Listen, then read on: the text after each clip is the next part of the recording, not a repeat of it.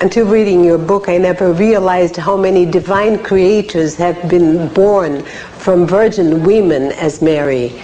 You say Buddha, Krishna, Perseu, Horus, Mercury. Several Aztec gods. I think there's no god that I know of in history. I have a whole paragraph of this. That had been... I say history, in mythology, that has not been born of a virgin. It would have been impossible for Christianity to sell itself as a religion if it did not continue this Egyptian, Aztec, Persian, Mongol tradition. Even Buddha is born from a slit in his mother's side. Anything but the birth canal, anything but the vagina. This unclean vessel, God has for some reason used only one-way street. But was this the eternal fear of sex, or perhaps the need that make an origin for God that would be different from the human biological system? It's the religious fear of sex, certainly, but it's also the male revulsion from what it most desires. Men need women, and they don't like the fact that they need them. They need them terribly. They hate the fact that they need them. They experience the disgust about this fact. Religion makes that into a system and consecrates it. My first wife was Greek Orthodox, Eastern Christian. When she was having her monthly period, she wasn't allowed to go to the church. Certainly not to take the sacrament of Mass. I think that used to be true at any rate of the Western Orthodox, the Roman Catholic as well. It's certainly true of Judaism.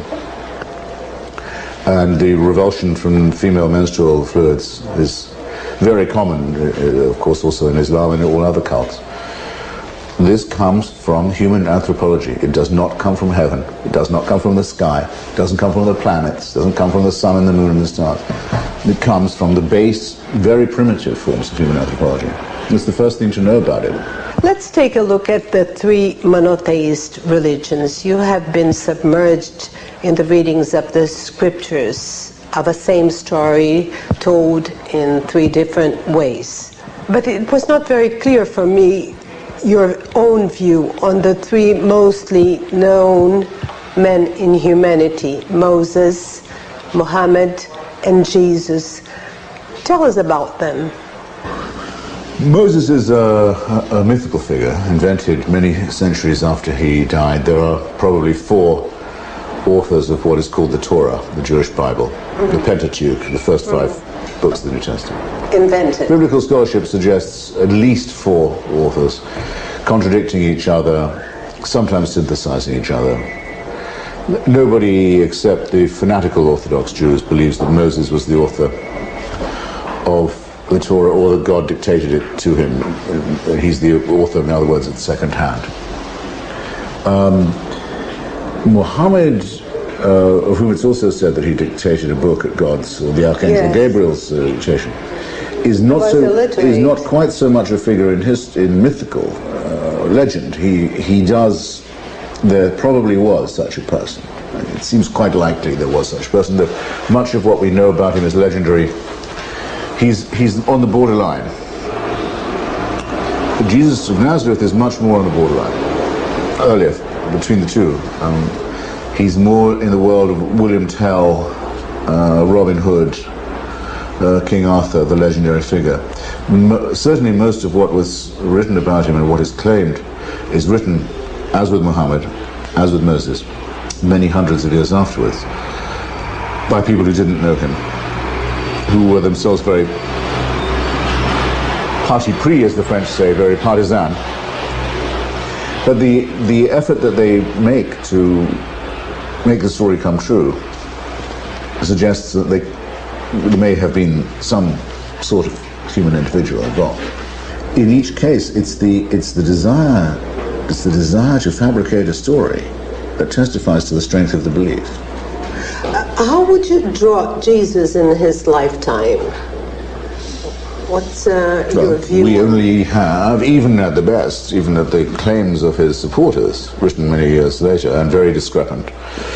None of the accounts agree about his birth, his life, his death, or his supposed resurrection. The four Gospels completely contradict each other on all these things. But let's suppose they're trying to do their best. There are a few years around his birth, childhood. Then there are about something like 25 or nearly 30 missing years. And then there's the return somewhere, somehow, apparently of the same person, to roughly the same area, ending in a very horrible death. Or not ending in a very horrible death. For me, raising the question, a very important question, is it true for Christians to say somebody died for my sins when they did not in fact die? Which do they mean? If somebody, I make it as a morally serious point, if somebody throws himself on top of the bomb that would otherwise explode in the schoolroom, he absorbs the explosion, loses his life to save other people, we can respect it. What if he isn't doing that? What if he's doing that and he's going to get up 2 days later and say, I'm unharmed? Doesn't it diminish the admiration one has for the sacrifice? You see what I mean? Christianity leaves all these moral questions entirely unresolved. Coming back to the scriptures, you say that the Old Testament was a nightmare, but the new one was still more cruel. What was horrible about it? The Old Testament I describe as a nightmare because it contains the warrant, the official divine warrant for ethnic cleansing, as we now call it, the destruction of other peoples, actually for genocidal ethnic cleansing, the complete destruction down to the last child of the Midianites, the Amalekites and others. They're to be erased, obliterated, their land taken. If there are any survivors, preferably young female, they should be made into slaves, and so on. It contains the warrant for all this. Slavery, genocide, murder of children, etc. And theft, conquest, dispossession, imperialism, the most arrogant kind.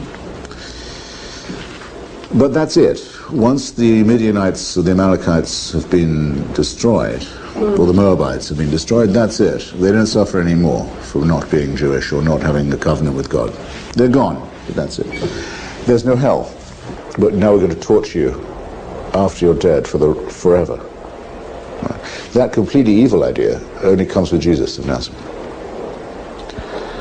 who says for the first time, if you don't agree with my lovely offer, depart from me and go into eternal fire. The most evil idea I think that's ever been proposed in history. Now very much preached by the suicide murderers of Islam as a central teaching of their wicked doctrine.